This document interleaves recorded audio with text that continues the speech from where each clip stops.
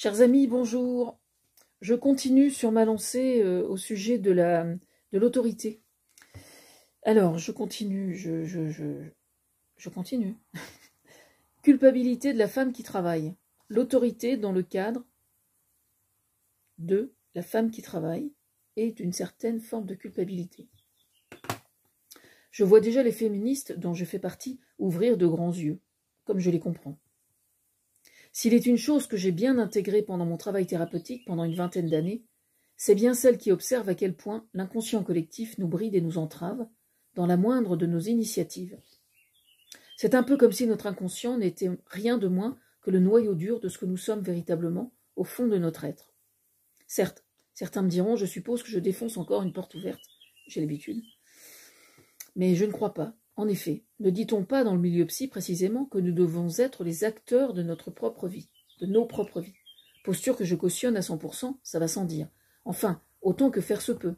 Aussi, je prétends simplement que d'avoir pleinement conscience de nos entraves, quand on parvient à les identifier, est un des moyens les plus sûrs de prétendre y parvenir, ou au minimum de s'en arranger.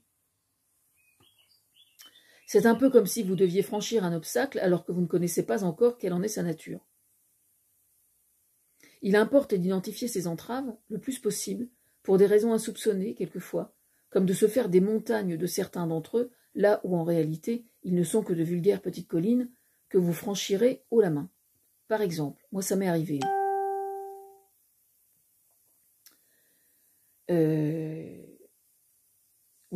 Par exemple, ça m'est arrivé pendant une période de ma vie, être intimement convaincu d'avoir blessé quelqu'un profondément un jour.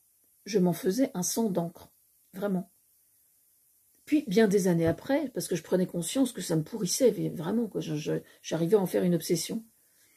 Bien des années après, ayant repris contact pour cette raison, je réalisais que la perception de mon acte avait été tout autre que ce que je croyais, en somme.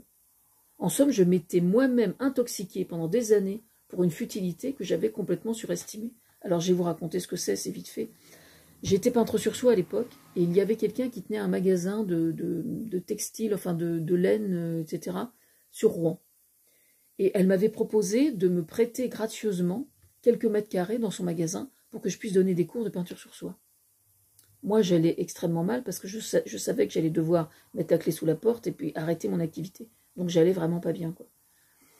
Et donc, j'ai arrêté. Et du jour au lendemain, j'ai arrêté d'y aller sans lui donner la moindre explication, sans récupérer mon matériel, enfin bref. Je l'ai complètement largué comme ça, et sans donner la moindre explication. Et je m'en faisais une montagne. Et quand je lui ai téléphoné plusieurs années après, parce que ça m'a pourri la vie pendant des années, je lui téléphone et je lui explique.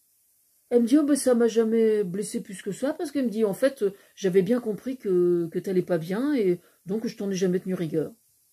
Donc en fait, je m'étais complètement empoisonnée avec un truc que je croyais je pensais avoir vraiment blessé cette personne, alors qu'en fait, à ses yeux, c'était quelque chose de vraiment futile, quoi.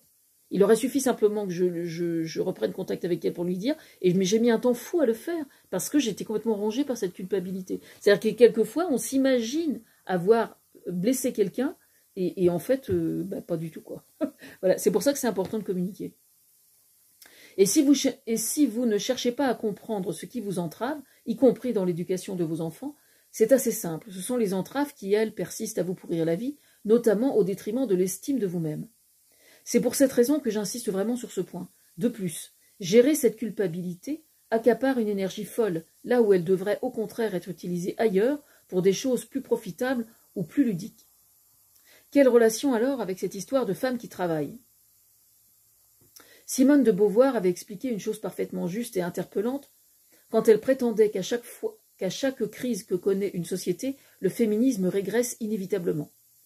Pourquoi donc parler là de féminisme alors qu'il s'agit de parler éducation et plus précisément d'autorité? J'ai expérimenté, comme certaines autres, la formule femme au foyer pendant longtemps. C'est pleinement consciente, du fait que je n'avais aucune perspective professionnelle à cette époque, que j'en avais décidé ainsi. Et je n'ai aucun regret malgré tout de l'avoir fait. Mais je l'ai précisément expérimenté dans ce que cette situation peut avoir de plus toxique aussi. Je veux parler du moment où le couple est en crise. Je n'ai pas connu le pire sur ce point, je précise. Mais revenons-en à cette culpabilité.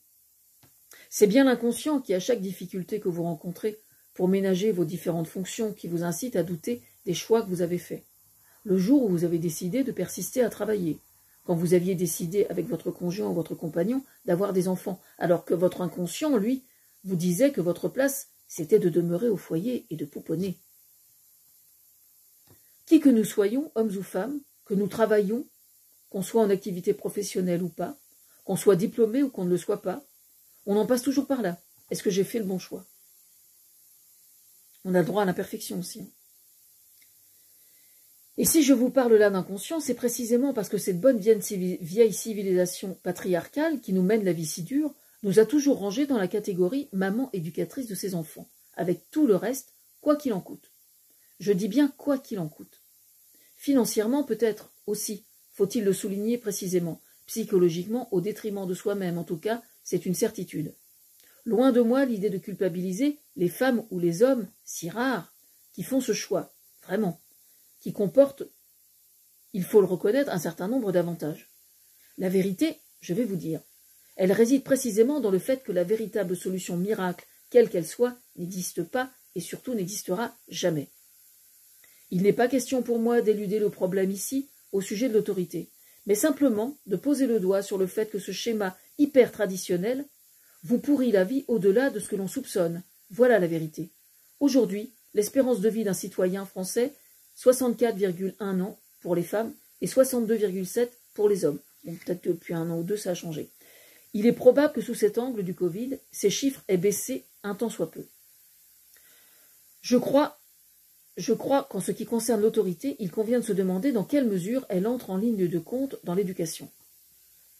Si vous préférez, élever un enfant, c'est bien. C'est, je crois, quelle que soit la raison ou les raisons qui ont eu pour conséquence que ce soit à vous, monsieur, madame, quel que soit le contexte familial qui justifie le fait que cette responsabilité vous incombe, qu'il soit issu de vos gènes ou de votre ventre ou pas, et si c'est à vous que cette responsabilité incombe, alors sachez juste que c'est la plus merveilleuse aventure que vous puissiez vivre, y compris si juridiquement vous n'en êtes pas les parents officiels. Oui, je ratisse large, normal, j'ai de bonnes raisons pour cela. J'ai de bonnes raisons relativement à mon histoire familiale, personnelle, mais aussi d'excellentes raisons relativement à mon projet de vie. Alors, vous savez quoi? On va commencer par en rire. D'accord? La famille, dans son évolution plus que jamais, est une source d'inspiration absolument intarissable, que ce soit dans le drame ou que ce soit dans la comédie. La bonne question à se poser, en vérité, désormais, c'est plutôt celle-ci. Est-ce que de faire des films, des comédies, ou quoi que ce soit d'autre, artistiquement, des sketchs notamment, suffit à aider ceux qui sont confrontés à ce qu'elle impose de toxique? La réponse précisément est non, bien sûr que non. Et en rire, pas davantage. Oui, je sais, on peut rire de tout, disaient des proches, alors que curieusement, on élude justement ce qu'il a dit aussitôt, et qui est la phrase suivante, à condition, bien sûr, de s'en sentir capable. Parce qu'en fait, quand on souffre trop, on n'est plus capable d'en rire quelquefois. Quoi qu'il en soit, après avoir connu la souffrance la plus profonde, sur n'importe quel sujet, on parvient de nouveau à en rire, ce qui permet de cohabiter plus facilement avec la somme d'emmerdement qui nous tombe dessus en général. Certes, ça ne résout rien, nous sommes bien d'accord, mais au moins, sur le plan de la santé publique et individuellement, que ce soit pour l'artiste ou que ce soit pour celui ou celle qui en rit, ça ne comporte que des avantages. Sous l'angle du Covid, bien sûr, la situation a empiré. Le pourcentage de femmes qui cumulent les emplois précaires augmente et les conséquences sur l'ensemble des familles s'en ressentent. On repense alors aux dires de Simone de Beauvoir et au fait que d'observer que les femmes alors en font davantage les frais au détriment de leurs idéaux sur le féminisme. Mais revenons-y. Pourquoi parler de féminisme dans le cadre de l'autorité? J'entends déjà certains masculinistes gonfler le torse et prétendre que c'est bien là la preuve du fait que c'est à l'homme d'imposer l'autorité. Je rappelle que j'ai écrit un livre sur le sujet aux éditions Sidney Laurent. L'homme y a sa part, et je suis une fervente adepte du féminisme. À aucun moment vous ne me surprendrez à vouloir évincer en quoi que ce soit un père de son enfant, quel que soit l'angle observé. Quand un père se trouve évincé de la cellule familiale, la bonne question qu'il doit se poser, c'est plutôt pourquoi. Dès lors qu'un père lève la main pour porter des coups, que ce soit sur son enfant ou que ce soit sur sa compagne ou son épouse, c'est valable dans l'autre sens évidemment aussi, quoi qu'il en pense, quel que soit le contexte, de façon inconsciente, même si la société ou la justice n'y met pas son grain de sel, de façon inconsciente, dans l'esprit de la femme ainsi que dans l'esprit de l'enfant, il plante littéralement un couteau dans le dos du père qu'il devrait être. Le phénomène famille monoparentale explose, c'est un fait. Le nier serait aussi stupide que mensonger. Nier que ce fait ait pour conséquence que beaucoup d'enfants et d'ados rencontrent des problèmes avec l'autorité en général serait tout aussi irresponsable. Dès lors qu'un père séparé de son enfant, y compris s'il y a manquement relativement au versement des pensions alimentaires, et que la certitude que ces non-versements ne relèvent pas d'une insolvabilité intentionnelle et organisée est démontrée, en aucune façon le lien entre ce père et l'enfant ou les enfants ne devrait être brisé ou négligé. J'ai l'absolue certitude que sous l'effet du Covid, considérant le fait que les précarités se soient accentuées, il est tout à fait probable que cette fracture entre les pères et les enfants de séparés ou divorcés se sont accentuées et que les enfants ou les ados vont mal uniquement à cause de cela. Je parle pour certains, bien évidemment. Moi, personnellement, je sais qu'il y a quelques années, j'en avais parlé avec Thomas, et parce qu'évidemment, lui, il est concerné aussi parce qu'il a des enfants.